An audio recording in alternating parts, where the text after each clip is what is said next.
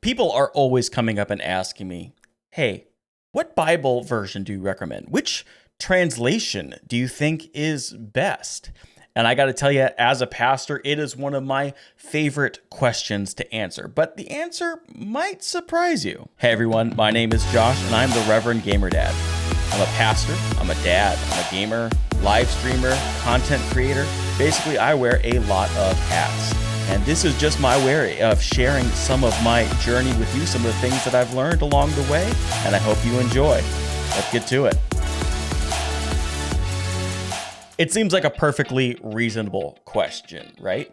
And it makes sense for it to come to somebody like me. As a pastor, people want to hear what I have to say about this thing. Sometimes it comes from a perspective of, I just want my first Bible and I don't know which one to buy. Sometimes it's more, hey, I'm looking for something a little different. I'm hoping to learn a little more. Pastor, what do you think is the best one? Sometimes it comes from a place of judgment. Some people have in their heads an expectation that there is one right or one best translation. And it's kind of a test to see if I'm on their side. But truthfully, people just ask the question because they want to know. I have access to lots of different Bibles and I read all sorts of different translations and even languages. So it's a question that comes to me a lot and I do really enjoy answering it. So my answer is always the easiest one, but it does come across as a bit of a cop-out. My most recommended version of the Bible to people when they ask me is to ask them, well, which one are you actually going to read?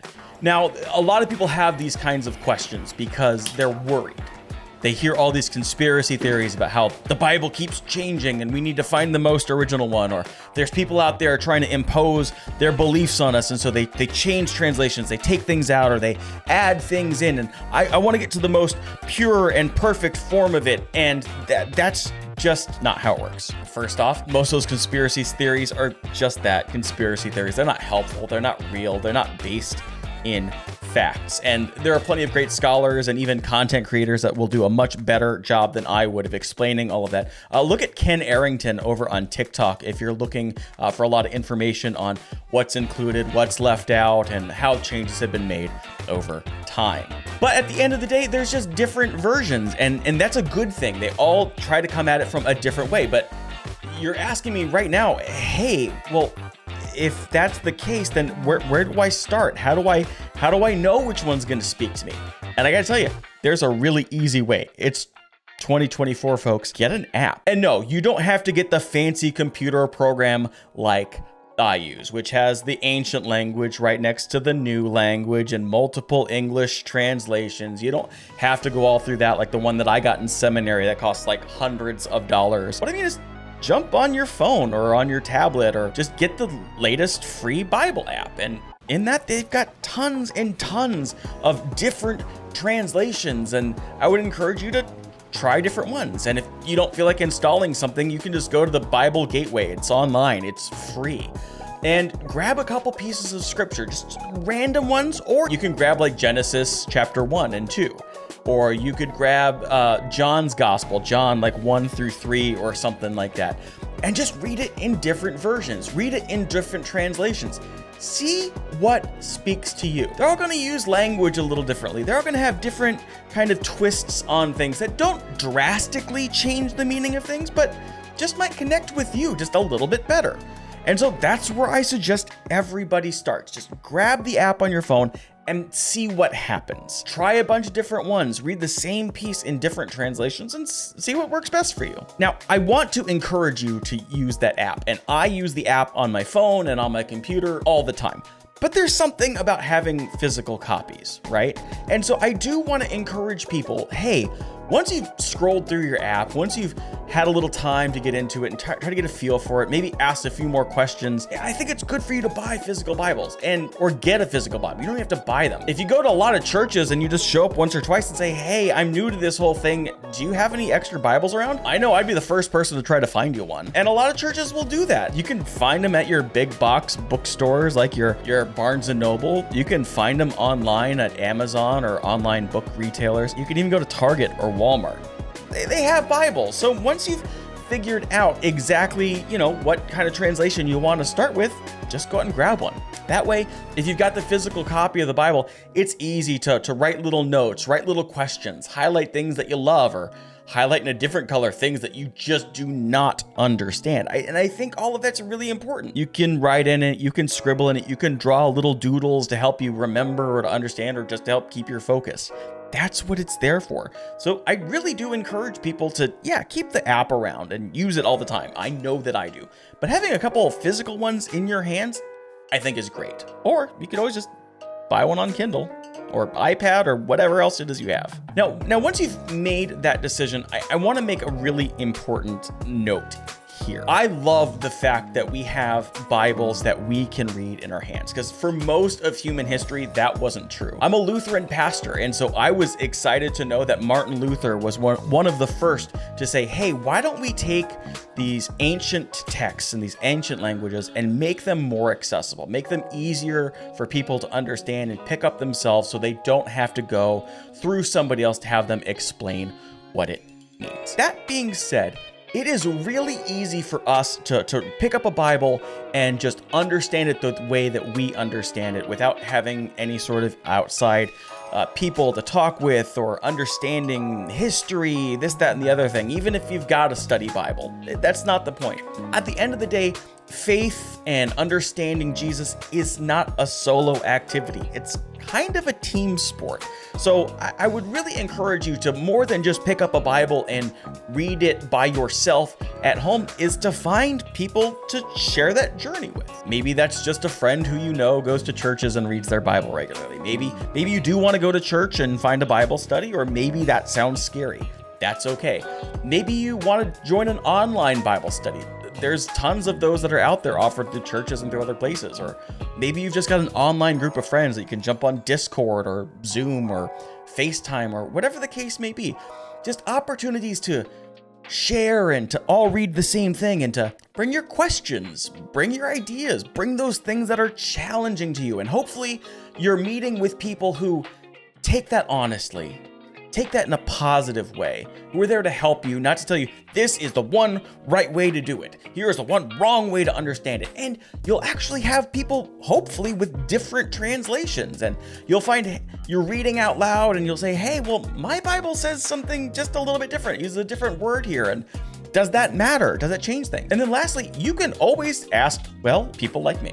If you got a challenge, you can leave them in comments on this YouTube video. You can pop into my Twitch channel, and very often I will be there just to hang out and chat, and we'll have a cup of coffee, and you can ask your questions. The link's right here on the screen, and the link is going to be down below in the description. So be sure to pop on by. It's Rev Gamer Dad, just like it is here, and I'd love to have you, and we can chat about these things. But at the end of the day, it's important for us to connect with other people, because Scripture wasn't just written for us as individuals. It was written for groups of people. It was written for communities. So I want to encourage you to engage with a community of some kind as you begin to explore Scripture. Okay, so you've made it this far in the video, and I appreciate that. I love that about you. Thank you so much for sticking around. And if you've made it this far, the video can't be that bad. So if you can, hit the like button. It goes a long way to helping the channel out. Hit the subscribe button if you're excited about seeing what happens next here on the channel. Got a lot of exciting videos planned out for you. But you've made it this far, and now I'm going to assume you've hit the like and subscribe button. So just go ahead and do that. But you've made it this far, so I guess that I could throw out, a few suggestions. Let you know at least some of my personal favorites, because I guess that's really why you're here. Now, me personally, if I'm going deep and I'm studying and I'm getting that kind of intellectual vibe going, and we get all the little quirky nuances of stuff. One, I usually keep a lot of ancient translations and dictionaries and stuff open on my computer. But when I'm just reading it in English and I'm doing that kind of thing, I get the NRSV, and it's the New Revised Standard Version. They just released another update to it, but that's not really important right now. And so that's the one that I use. And you can grab just a regular NRSV in the app, or just at a bookstore or whatever.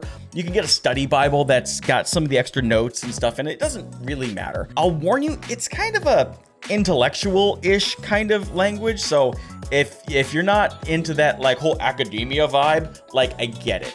It's kind of a tough read. It's kind of got a higher reading level than other English translations, but I think it's really helpful. And I think it strikes a really good balance, because when you're translating from ancient languages into modern languages, there's always this kind of dance that translators do. And I'm not going to go like super deep into specifics. There are way smarter people than me on the internet who have done that. But I think the NRSV strikes the best balance between, hey, this is exactly what the original said, and here's how we're going to put it in a way that you can understand it.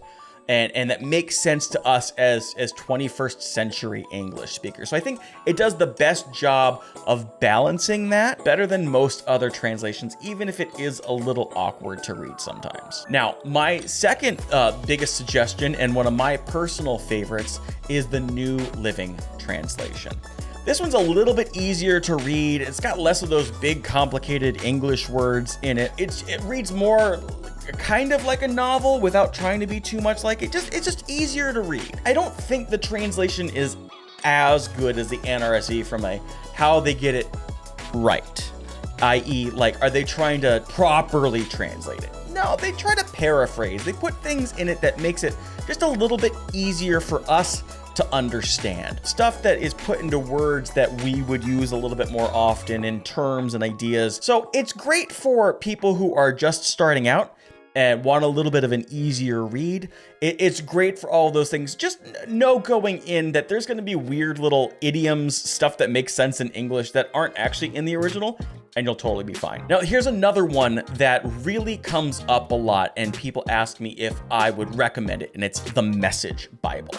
And the Message Bible tries to take that New Living Translation approach of making it accessible and really takes it to kind of an extreme. They try to make it more like a novel. They try to make it super easy to read. Makes it flow super easy, very not clunky at all, right? That being said, from a translation perspective, everything I've read about it just kind of goes, that's good, but it's not really what the Bible was trying to say in an accurate way.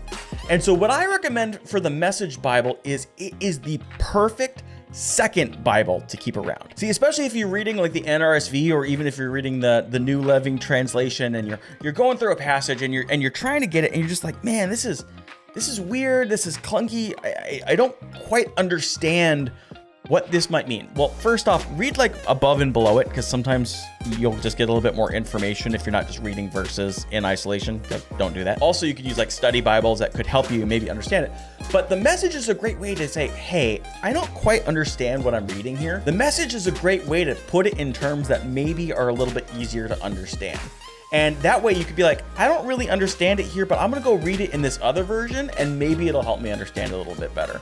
And so the Message is a fantastic second Bible to keep around. All right, time to address the elephant in the room. There is only one major, like used by a lot of people, translation that I don't recommend, and I am going to make some people mad. I do not recommend the King James Version of the Bible. Now, there are people out there who swear up and down that it is the only correct, the most perfect version of the Bible that has ever been crafted in the last forever, and 400-ish years ago, they got it 100% right. I just have to disagree. There are a lot of pieces of ancient manuscripts that they had available to them, and that were perfect for the time, and we have more older, better versions of. And so our newer translations are based off the older documents, and so it makes it a little bit more clear. It is a little more correct, I guess, in that way. Not perfectly, there's no such thing as perfect, but it's a little bit better. Secondly, it's just hard to read. Nobody talks like that with the these and the thous and all that stuff. It's just hard to read. It's nothing like we talk like. And if that matters to you, if you want the Bible to speak to you the way that you speak to other people, well, I think that matters. Some people like it because it does sound so weird and it makes it sound more holy or more perfect, and that's fine. I'm not here to rain on anybody's parade. I'm not here to tell you that you're wrong. That's not how I see the King James Version. It's not one that I particularly enjoy reading. I find it's really difficult to make sense of. It just sounds so poetic that it just doesn't flow right for me. If it flows right for you, give it a shot. I'm not saying don't try it, but it's just not one that I really recommend. So there you have it. There's my thoughts and feelings on everything as far as Bible translations and versions go. You got 3 great suggestions for Bibles to pick up and try, and one, well, that I'm not such a big fan of and I don't really encourage. But hey, as long as you're grabbing it, remember, the most important thing is that whatever version of the Bible you are grabbing is one that you'll actually read. So with that being said, we're going to call this one a reminder that all the links are down below for all my socials and all the other places you can join me. Hope you have liked and subscribed to the video. But here's the thing. We all have good days and bad days, and I hope you're having a great day. But if you're not having a great day right now, that's okay. It's not too late. It is never too late to turn an day into a great day, because it's always a great day to have a great day. So if you're not having such a great day, find a way to just bring a little spark of joy into your life. Do something for you. Go for a walk. Make something fun for lunch. Grab yourself a snack. Just listen to that piece of music that just brightens your day.